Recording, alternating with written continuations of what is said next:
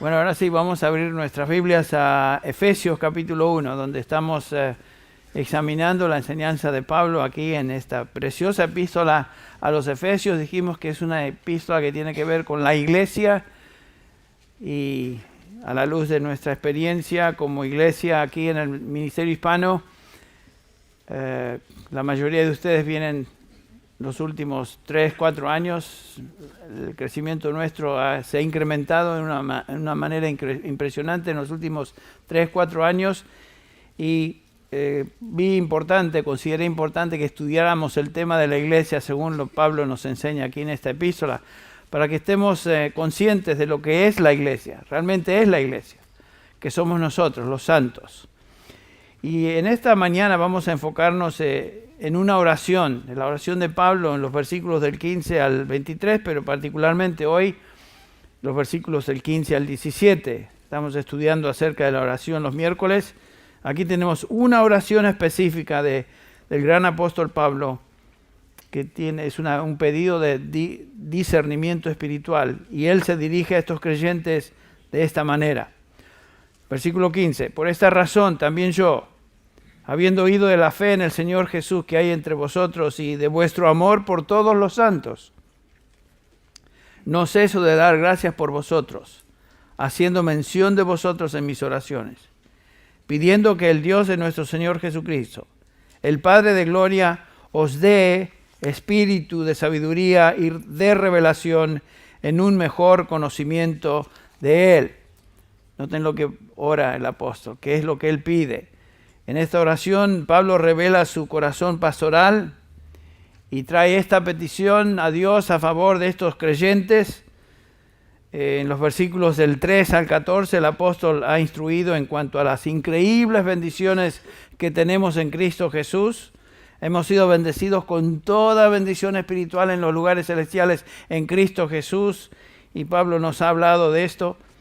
Y en esta oración, que constituye una sola, en esta oración que también constituye una sola oración en griego, una sola oración gramatical, Pablo se expresa con exuberancia y gratitud y alabanza a Dios y dice: bendito el Dios Padre de nuestro Señor Jesucristo, quien nos bendijo con toda bendición espiritual en Cristo Jesús.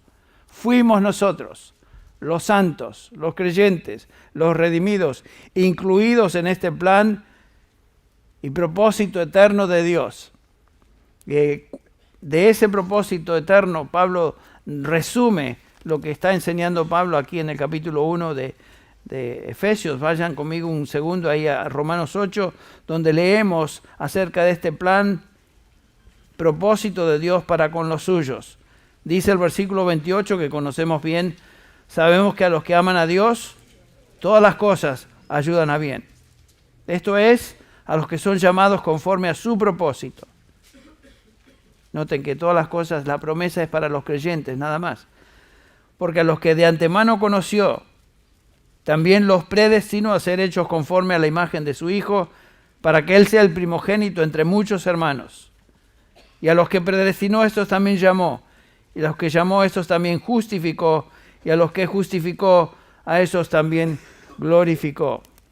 Este es el plan de Dios que Él ha diseñado y ejecutado a favor de los suyos desde una eternidad pasada, que culmina en una eternidad futura, en gloria. En este precioso pasaje de Efesios 1, Pablo, inspirado por el Espíritu Santo, nos ha revelado 3 aspectos de la salvación. Estamos simplemente repasando. El primer aspecto de la salvación comienza con la elección de Dios. La elección de Dios de estos creyentes antes de la fundación del mundo, o sea, escogidos por Él. Continúa este plan de Dios con la redención de Cristo, de los escogidos de Dios. Cristo los redime, tenemos en Él redención por su sangre, el perdón de nuestros pecados, versículos del 7 al 12. Y finalmente este plan de Dios culmina en la herencia eterna que está reservada para los suyos, en los versículos del 13 al 14, y esa garantía es el sello del Espíritu Santo con el cual fuimos sellados. Noten que toda la Trinidad está envuelta en esta obra de salvación. El Padre nos escoge, el Hijo nos redime y el Espíritu Santo nos sella para esa gloria final. Realmente las verdades que se revelan en este plan divino van más allá de lo que la mente humana pueda entender.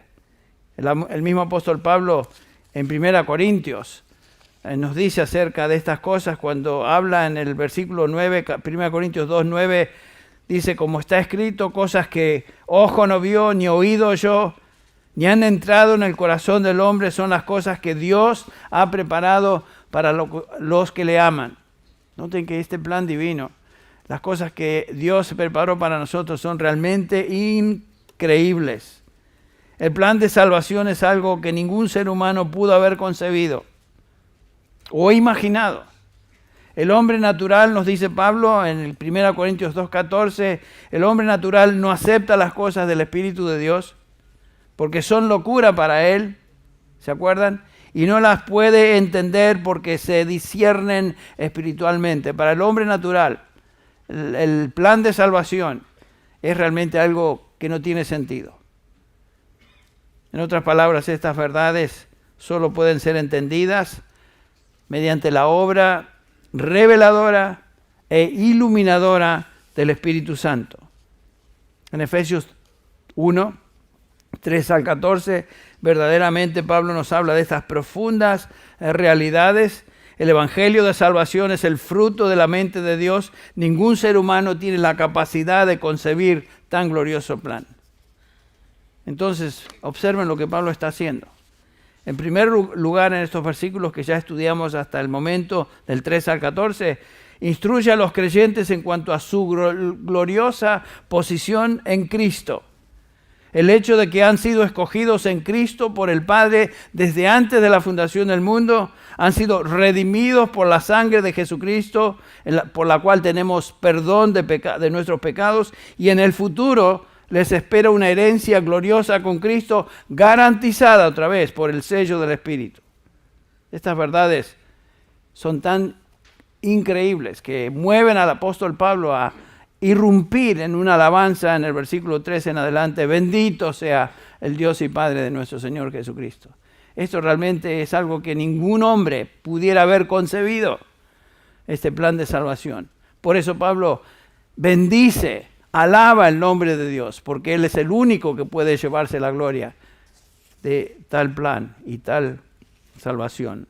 Ahora, comenzando con los versículos del 15 al 23, Pablo intercede en oración a Dios por los creyentes, pidiendo en esencia que puedan entender y apreciar esas bendiciones que ya les pertenecen por virtud de estar en Cristo Jesús. El apóstol comienza en el capítulo 1 describiendo nuestra posición en Cristo y termina el capítulo pidiendo a Dios que entendamos, que podamos discernir lo que ya es nuestro en Cristo. Y ya vimos la última vez qué quiere decir esto de estar en Cristo Jesús. Dijimos que hemos sido identificados con Cristo Jesús en su muerte y en su resurrección por medio de un bautismo espiritual. Estar en Cristo Jesús es una unión espiritual, es una realidad espiritual. Lo leímos en el versículo 3 de capítulo 6 de Romanos. Dice Pablo, ¿no sabéis que los que hemos sido bautizados en Cristo Jesús hemos sido bautizados en su muerte? Por tanto, hemos sido sepultados con Él por medio del bautismo para muerte, a fin de que como Cristo resucitó entre los muertos por la gloria del Padre, así también nosotros andemos en vida nueva. Porque si hemos sido unidos a Él en la semejanza de su muerte, ciertamente lo seremos también en la semejanza de su resurrección. Y Pablo continúa hablándonos del significado de nuestra unión con Cristo. Es una unión espiritual.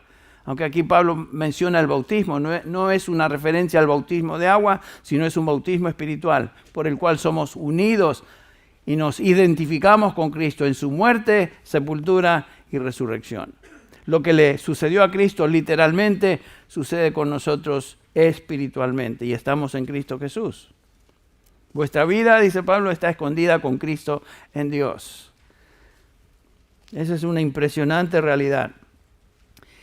Y creo que con el tiempo un creyente que está expuesto a la palabra de Dios comienza de a poquito a entender y a apreciar más y más lo que significa estar unido a Cristo, lo que significa estar en Cristo Jesús. El apóstol comienza en este capítulo como diciendo, describiendo nuestra posición en Cristo y termina pidiendo que Dios nos dé entendimiento de esto. En el capítulo 2, Pablo hace lo mismo. Instruye en cuanto a nuestra posición en Cristo. Y en el capítulo 3, versículos 14 al 19, ora una vez más para que entendamos nuestras bendiciones espirituales. Aquí vemos un principio, y es este. No podemos vivir una fe que no entendemos. No podemos funcionar de acuerdo a preceptos que no discernimos. Este es el problema con muchos cristianos. Aunque están en la iglesia, son del Señor, han sido redimidos, viven sin embargo una vida frustrada porque nunca han sido enseñados bíblicamente, son ignorantes de lo que significa pertenecer a Cristo y estar en Cristo Jesús. Entonces, lo que vemos aquí que el apóstol Pablo está reconociendo que la enseñanza es vital, pero junto con la enseñanza debemos orar, y es lo que hace Pablo, pedir que Dios ilumine el corazón de los creyentes para que realmente entiendan lo que es suyo en Cristo Jesús. Lo que vemos entonces es que no es suficiente enseñar a los creyentes verdades bíblicas, sino que hay que orar. Debemos orar para que Dios dé entendimiento espiritual sobre la instrucción que están recibiendo, y es justamente lo que el apóstol Pablo hace. La tarea primordial de un pastor, de un maestro de la Biblia, es doble. Es orar por los creyentes, orar por luz, iluminación espiritual en la mente y el corazón de los creyentes y enseñar la palabra, que es justamente la prioridad que se nos enseña en el capítulo 6 de Hechos. Ustedes recuerdan, la primera iglesia allá en Jerusalén, los líderes de la iglesia, los apóstoles, dicen lo siguiente: nosotros nos dedicaremos o entregaremos a la oración y al ministerio de la palabra. Eso es, en resumen, el ministerio en la iglesia. Como maestros de la palabra y predicadores del evangelio, no solamente vamos a enseñar a los creyentes y exhortarles en cuanto a cierta conducta, explicarles quiénes son en Cristo, pero orar para que ellos entiendan lo que eso significa. Cada vez que uno se para a abrir la palabra de Dios y exponerla, debe estar consciente, todo maestro bíblico, que la enseñanza realmente real es del Espíritu Santo. Y uno no puede depender en uno, ni en su habilidad de hablar, ni su habilidad de exponer, sino depender en lo que el Espíritu Santo va a enseñar. Y es con esa actitud que el apóstol Pablo comienza esta porción pidiendo y rogando a Dios: Padre, ayúdales a entender lo que acabo de enseñarles. Cuando entendemos lo que somos en Cristo, entonces estamos en condiciones de vivir en obediencia al Señor. Tenemos que aprender a distinguir entre aquellas verdades bíblicas que nos enseñan nuestra posición y aquellas afirmaciones en la Biblia que son prácticas. Por ejemplo, la Biblia nos enseña que como hijos de Dios somos santos. Hemos hablado de esto. Más, el apóstol Pablo se dirige a los santos que se encuentran en Éfeso. Los santos, nosotros, los creyentes, la iglesia. Pero inmediatamente viene a la mente, bueno, entiendo esto de que lo santo, que es una descripción, pero francamente, Henry, no me siento santo. No me siento muy santo. Sé que peco, soy imperfecto, soy desobediente, soy tan débil en mi vida de oración, trastabillo tantas veces. Me siento que no soy lo que debería ser. Aunque la Biblia me dice que soy santo, no me siento santo. Bueno, estamos en buena compañía, ¿saben? Porque el apóstol Pablo, ustedes recuerdan en el capítulo 7 de Romanos, describe algo similar de esta tensión que todos nosotros como creyentes tenemos. Sabemos que somos santos, que debemos conducirnos como santos, pero en nuestra vida cotidiana luchamos y tenemos dificultad. Dice el apóstol Pablo, noten, comenzando con el versículo 18, Romanos 7, 18. Porque yo sé que en mí, es decir, en mi carne, no habita nada bueno. Porque el querer está presente en mí, pero el hacer el bien no. ¿Quién no se ve en este versículo? Cada uno de nosotros reconocemos que queremos hacer el bien, queremos realmente vivir una vida piadosa, de santidad continua, pero notamos esta lucha. Dice, yo no hago el bien que deseo, sino el mal que no quiero, eso hago, dice el apóstol Pablo. Y no te bajen la vista al versículo 22, porque en el hombre interior, dice el apóstol, me deleito en la ley de Dios. Me deleito en la verdad de Dios. Pero veo otra ley en los miembros de mi cuerpo, que hace guerra contra la ley de mi mente y me hace prisionero de la ley del pecado que está en mis miembros. Y exclama en el versículo 24, miserable hombre de mí, ¿quién me librará de este cuerpo de muerte? No hay duda que Pablo luchaba, tenía esta tensión también. Santo en posición, en Cristo Jesús, pero en la práctica se quedaba corto. Lo mismo nosotros. Noten lo que Pablo enseña en 1 Corintios 1:30. 1 Corintios 1:30. Mas por obra suya, obra de Dios, estáis vosotros en Cristo Jesús. Noten que es por la obra de Dios que estamos en Él.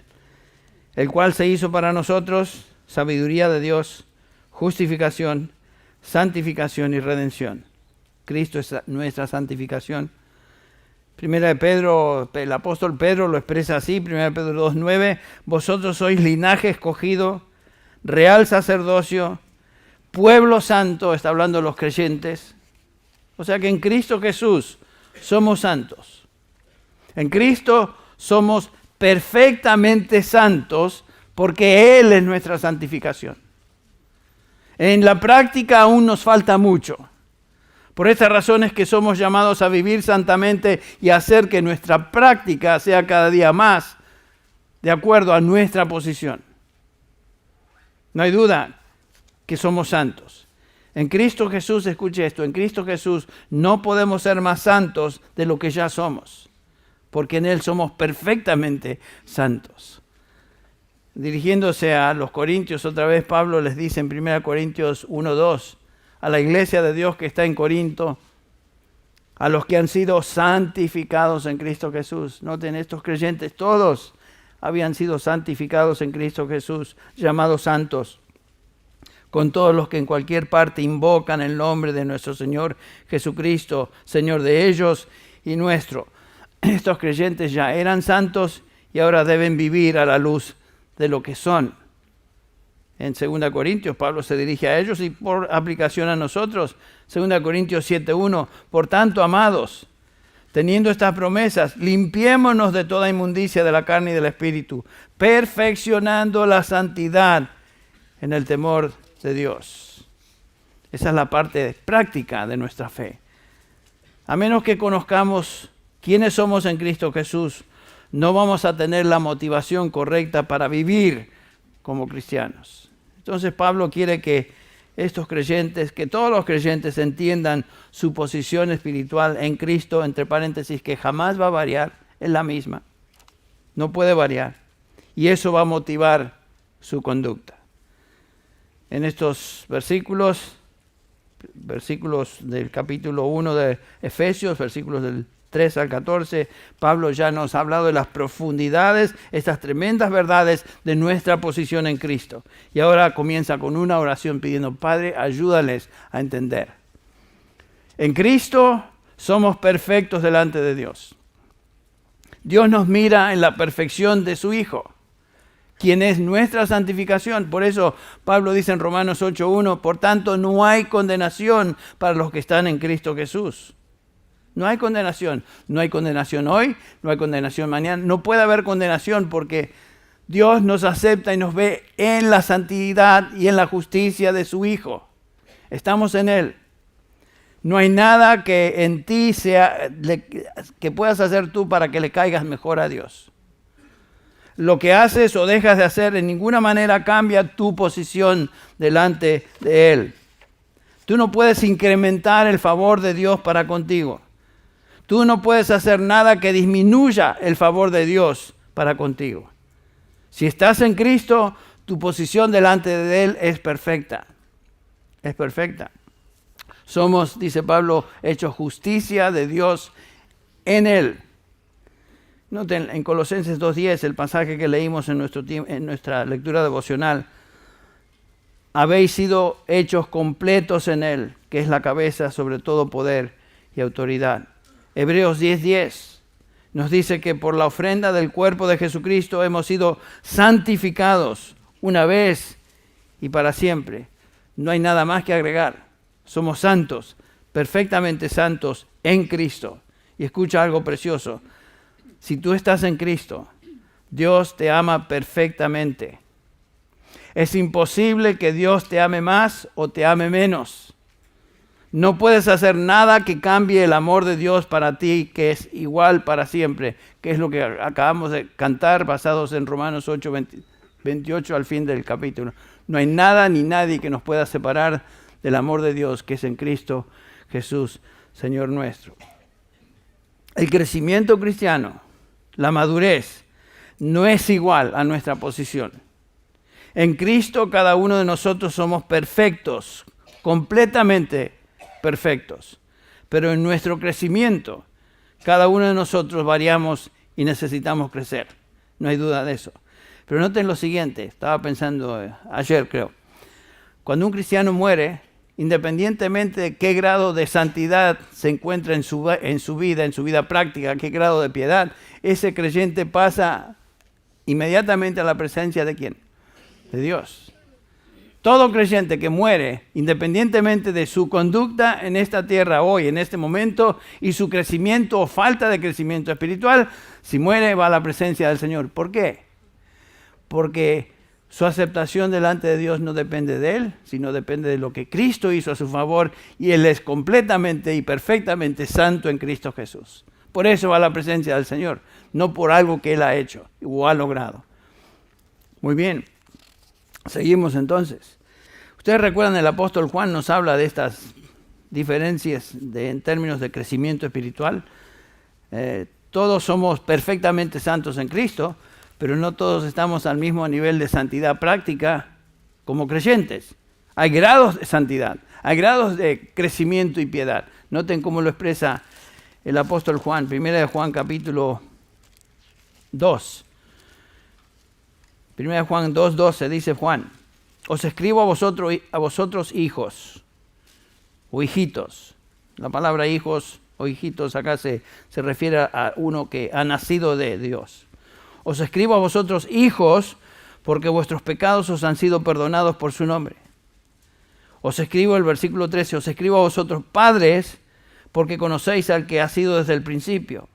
Os escribo a vosotros jóvenes porque habéis vencido al maligno. Os escribo a vosotros niños porque conocéis al Padre. Y noten que Juan habla de hijos, todos somos hijos de Dios si hemos venido a Él y hemos sido redimidos. Pero no todos nos encontramos en el mismo nivel de crecimiento o madurez espiritual. Juan habla de padres, habla de jóvenes y habla de niños. Todos somos santos, perfectamente santos en nuestra posición en Cristo, pero no todos nos encontramos al mismo nivel de piedad o santidad práctica, en la cual nos encontramos cada día creciendo. Gracias a Dios por eso. Gracias a Dios que no somos hoy lo que éramos cuando recién vinimos a Cristo, pero ¿saben qué? Todavía no somos lo que habremos de ser, porque estamos en ese proceso de ser santificados más y más. Y en la medida que conocemos nuestras bendiciones espirituales en Cristo Jesús y nos apropiamos de ellas, en esa medida crecemos y caminamos más como lo que ya somos. Ahora vamos a la oración de Pablo en los versículos 15 al 23, que estaremos viendo hoy, el versículo 15 al 17 en particular. Noten que Pablo comienza diciendo: por esta causa, por esta razón, no ceso de dar gracias por vosotros en mis oraciones. ¿Por qué razón? ¿A qué se refiere? Bueno, se refiere a lo que él ha estado enseñando, los versículos del 3 al 14. Pablo ha estado diciendo que hemos sido bendecidos con toda bendición espiritual en los lugares celestiales en Cristo Jesús. Hemos sido escogidos por Dios, redimidos por el Hijo, sellados por el Espíritu Santo. Entonces, por esta causa, no ceso de dar gracias a Dios por vosotros en mis oraciones. Y Pablo nos lleva de regreso entonces a todas estas bendiciones espirituales que tenemos en Cristo. Pablo está orando entonces por los bendecidos, por los escogidos, por los que han sido sellados por el Espíritu Santo, un grupo selecto. Creyentes en Éfeso y todos los creyentes en Asia Menor que recibieron esta epístola. Ustedes recuerdan que dijimos que esta epístola fue una epístola circular que se envió sin duda a Éfeso, pero se envió a otras iglesias de Asia Menor también. Y Pablo había escuchado reportes de estos creyentes, y dice él, habiendo oído, y aquí Pablo nos habla de dos características sobresalientes de un hijo de Dios. Dos características que demostraban la genuinidad de su salvación. Su fe en el Señor Jesucristo y amor por los santos. ¿Notan eso? Versículo 17. Doy gracias a Dios por vosotros, haciendo mención de vosotros en mis oraciones, pidiendo que Dios nuestro Señor, el Padre de gloria, dé su espíritu de sabiduría. Y en el resto del pasaje nos habla de que Él reconoce que estos creyentes tenían fe en el Señor Jesucristo y amor por todos los santos. Son dos características básicas y marcan a un creyente verdadero. El apóstol Juan en su primera epístola escribe, 1 Juan 2:9, el que dice que está en la luz y aborrece a su hermano, aún está en tinieblas. El que ama a su hermano permanece en la luz y no hay causa de tropiezo en él. Pero el que aborrece a su hermano está en tinieblas y anda en tinieblas y no sabe a dónde va porque las tinieblas han cegado sus ojos. El Señor Jesús ya había enseñado en cuanto a esta relación entre el amor y la fe. Recuerden que Jesús dice en Juan 13:35, en esto conocerán que sois mis discípulos, ¿sí qué? Si tenéis amor los unos por los otros. Un discípulo de Cristo, un cristiano verdadero, es una persona que primero cree en el Señor Jesucristo y ama a aquellos que pertenecen al Señor Jesucristo. No hay separación. Entonces estos creyentes en Éfeso se caracterizaban por fe en el Señor Jesucristo.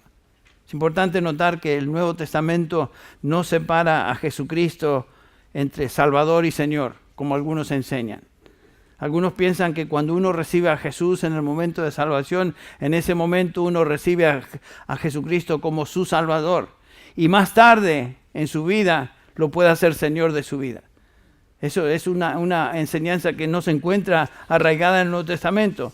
Es imposible dividir a Cristo en dos partes. Cristo es siempre Señor. Nadie hace a Cristo Señor. Cristo es el Señor. Recibir al Señor como Salvador y no como Señor sería equivalente a separar la naturaleza en dos, la naturaleza del Señor en dos. Cuando recibimos a Cristo, cuando creemos en Él, creemos y le recibimos a Él en su totalidad, como Señor y como Salvador. Cristo no se recibe en partes. Él no existe en partes cuando se relaciona con los suyos. Ahora, esto no quiere decir que en el momento de salvación entendemos completamente y perfectamente las implicaciones de lo que Él es y requiere de aquellos que Él salva.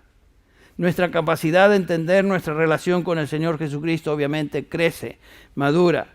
Pero aunque nuestro entendimiento sea débil en el momento de salvación, en ese momento recibimos todo lo que Él es. Él es Señor, Él es Salvador. Y estos creyentes en Éfeso habían puesto su fe en el Señor Jesucristo y con esto demostraban una salvación genuina. La fe que estos creyentes ahora poseían era la misma fe por la cual ellos habían llegado a salvación. Recuerden las palabras de Pablo en Romanos 10:9, si confieses con tu boca a Jesús Señor y crees en tu corazón que Dios le resucitó de los muertos, ¿qué? Serás salvo. O sea, una característica esencial, vital de ser un creyente verdadero es poner nuestra fe en el Señor Jesucristo. Todo lo que es y lo que el Nuevo Testamento nos enseña acerca de Él.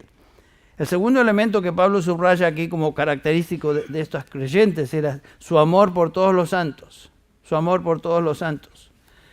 Noten que el amor acá al cual Pablo se refiere es indiscriminado. El cristiano verdadero no escoge qué tipo de hermanos en Cristo él va a amar.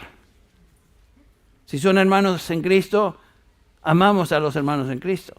Él ama a todos los que son hermanos, todos los salvados, todos los que son santos, por virtud de pertenecer a Cristo. No importa de dónde vengan, no importa si tienen extracción distinta a la nuestra. Santos, posicionalmente, todos los creyentes estamos ahí. No hay diferencia entonces entre nuestra posición con otros creyentes en Cristo Jesús. Y Pablo acá no hace la diferencia entre los consagrados y los que no son tan santos, sino que un creyente verdadero ama a los creyentes, a todos los santos, independientemente de dónde vengan, quienes sean. Si son del Señor, si han puesto su fe en el Señor Jesucristo, son santos, por lo tanto, yo debo amar a estos creyentes. Y un creyente verdadero hace eso. No solamente que escoge amar a algunos que son más maduros que otros. ¿Me explico?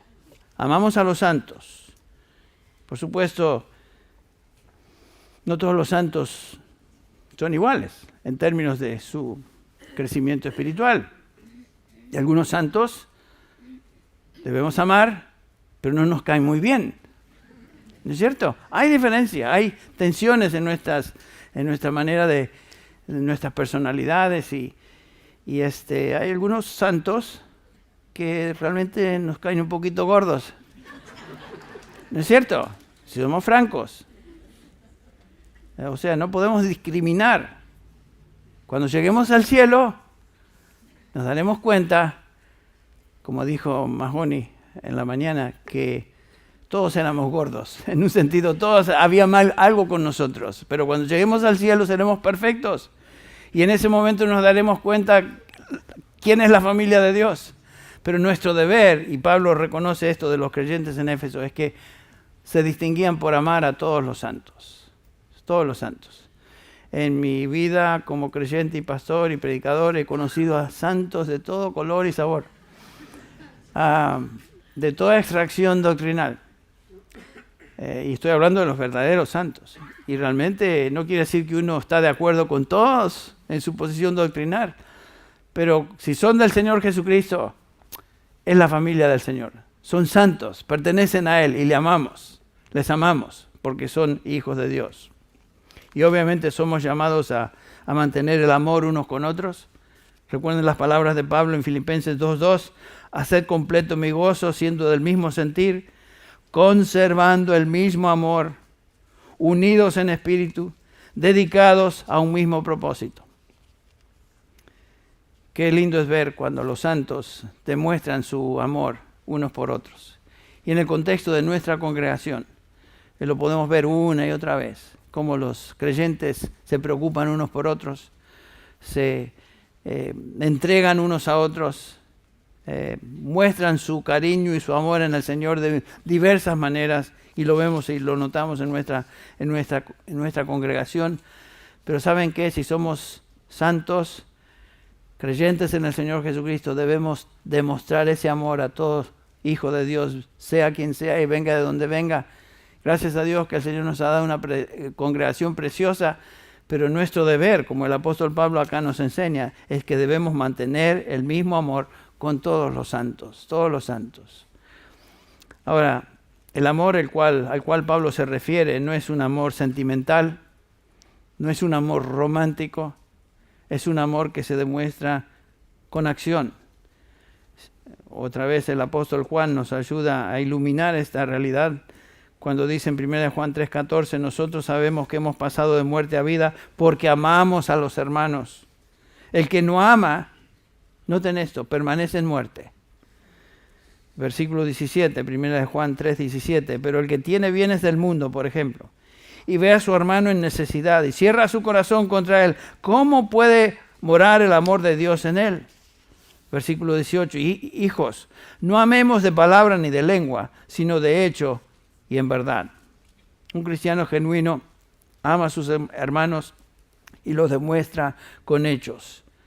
Aquellos que se llaman cristianos, por ejemplo, y se separan de la sociedad y se van a un lugar muy lejos, monjes, ermitaños, lo que sea, se retiran de la sociedad y quieren buscar una vida piadosa, están negando lo que la Escritura nos enseña acá.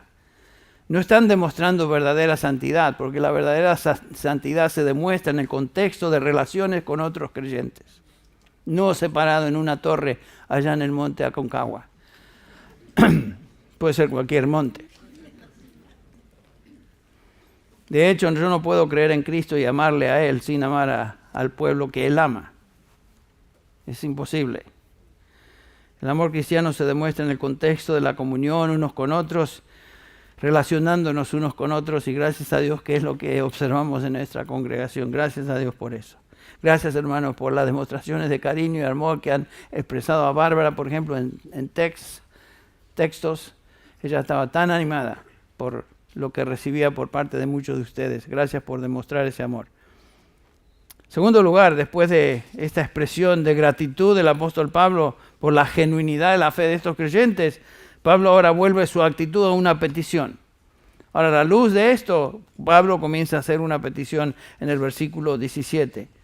Pablo comienza a pedir que Dios conceda entendimiento de lo que como cristianos ya es nuestro.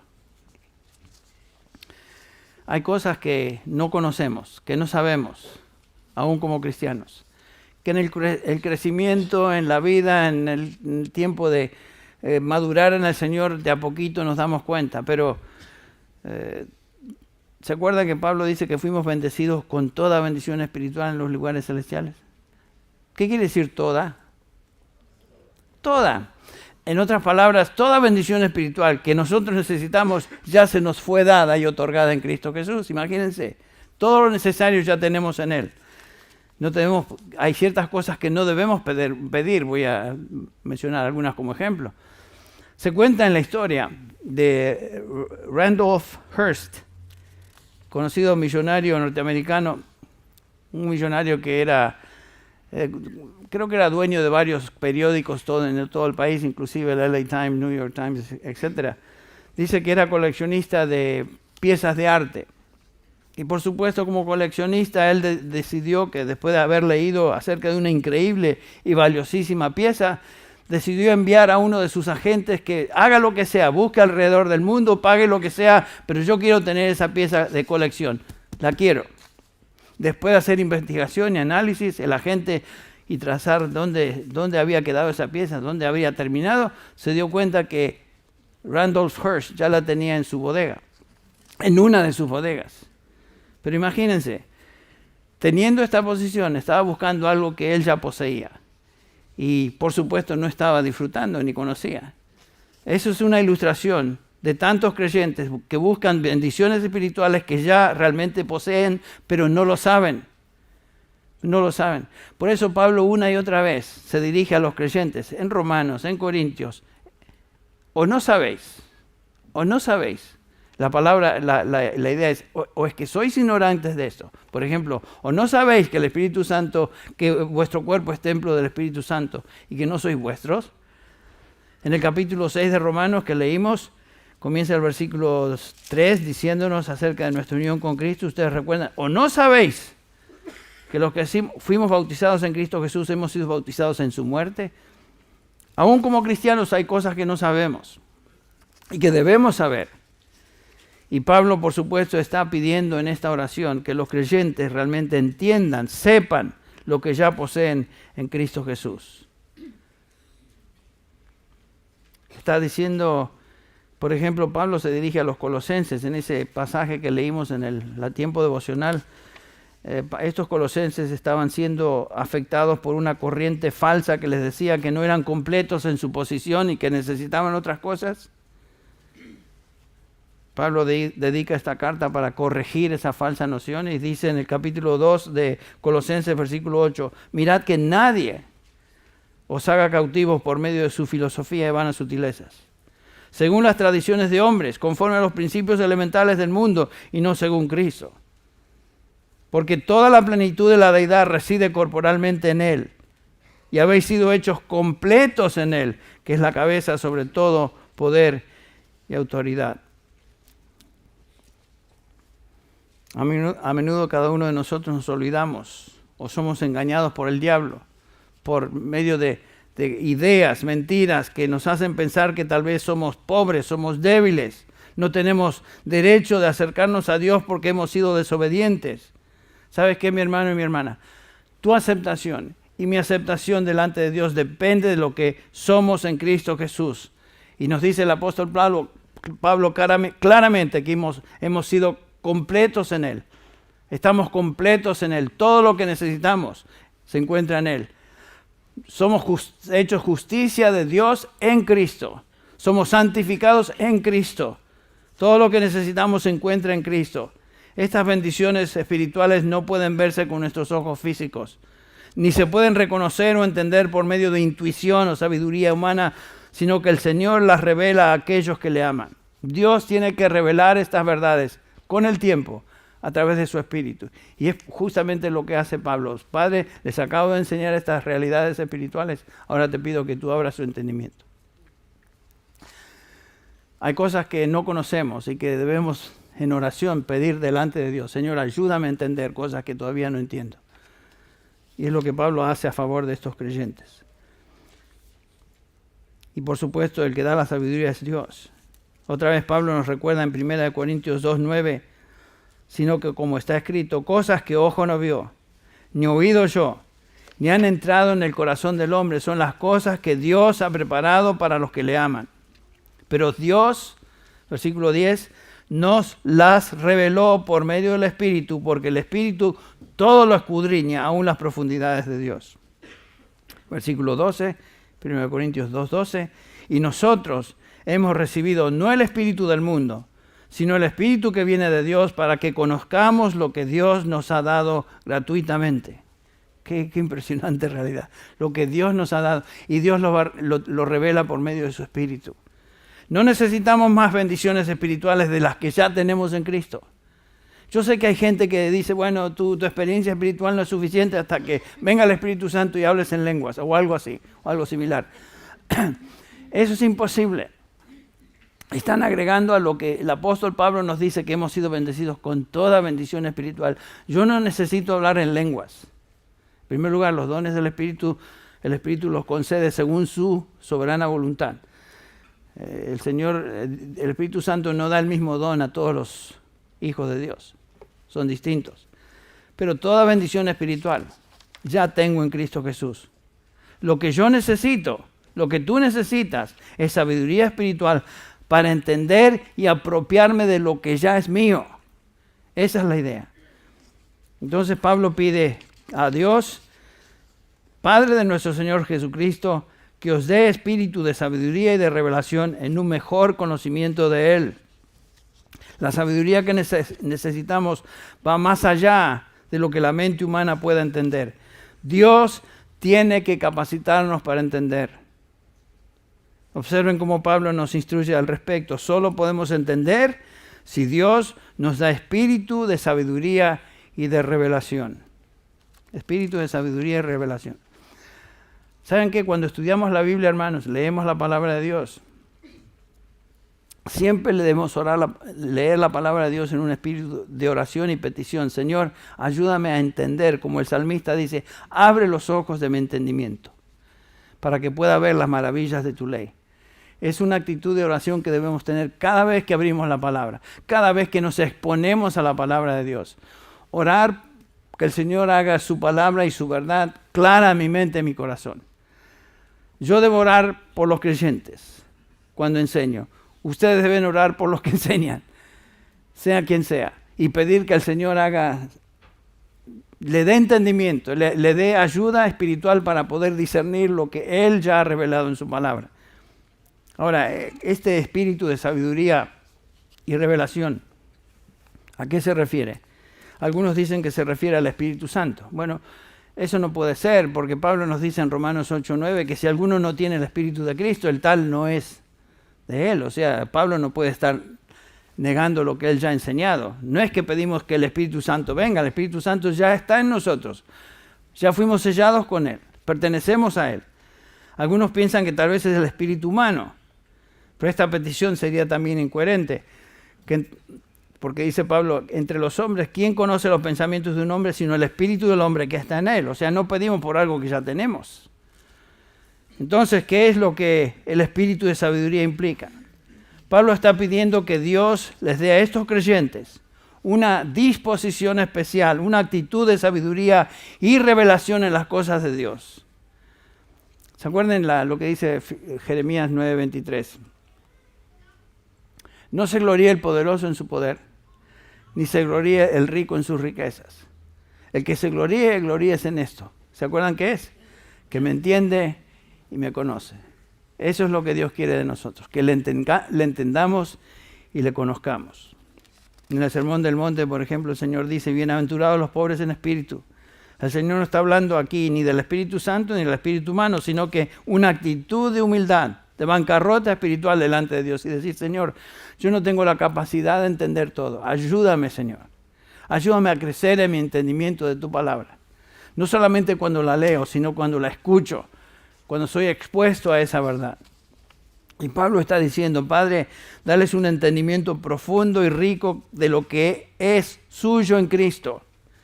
Sin duda el Espíritu Santo y el Espíritu humano están involucrados y Pablo está pidiendo que Dios, por medio de su Espíritu, lleve a cabo una obra de iluminación en el Espíritu humano y revele a estos creyentes las cosas profundas de Dios. Conocer intelectualmente la doctrina no es suficiente. Debemos entender esa doctrina. Por eso Pablo no solamente enseñó doctrina, sino que acá está pidiendo, Señor, ahora te pido que ilumines, les ayudes a entender, les des sabiduría y entendimiento para poder comprender y discernir lo que tu verdad es. Debemos orar por aquellos a quienes enseñamos la palabra de Dios. Debemos nosotros mismos orar para que Dios nos conceda ese espíritu de sabiduría. Es una petición que continuamente tenemos que elevar al Señor. ¿Se acuerdan las palabras de Santiago 1:5? Si alguno tiene falta de sabiduría, ¿cuál es la exhortación? Pídala a Dios, el cual da a todos abundantemente. Pero pida con fe, no dudando nada. Y es lo que el Señor nos manda a hacer. El apóstol Pablo estaba consciente que estos creyentes, nosotros necesitamos sabiduría. No solamente conocer intelectualmente la verdad de Dios, sino conocer y discernirla espiritualmente, y es algo que solo el Espíritu de Dios puede hacer en nuestras vidas. Vamos a terminar en oración. Padre, te damos gracias por esta realidad de tu verdad. Gracias, Padre, por tu palabra. Gracias, Señor, porque nos tienes en un lugar donde tu palabra está siendo continuamente enseñada. Señor, te pedimos que tú abras nuestro entendimiento, nuestro corazón para recibir lo que tú nos enseñas. Señor, en esta mañana queremos pedir por cada creyente aquí presente, cada hijo tuyo, y también, Señor, si hay una persona que no te conoce, que por medio de tu palabra y tu espíritu llegue a arrepentimiento y fe en Cristo Jesús. Pedimos esto en el nombre de Jesús. Amén.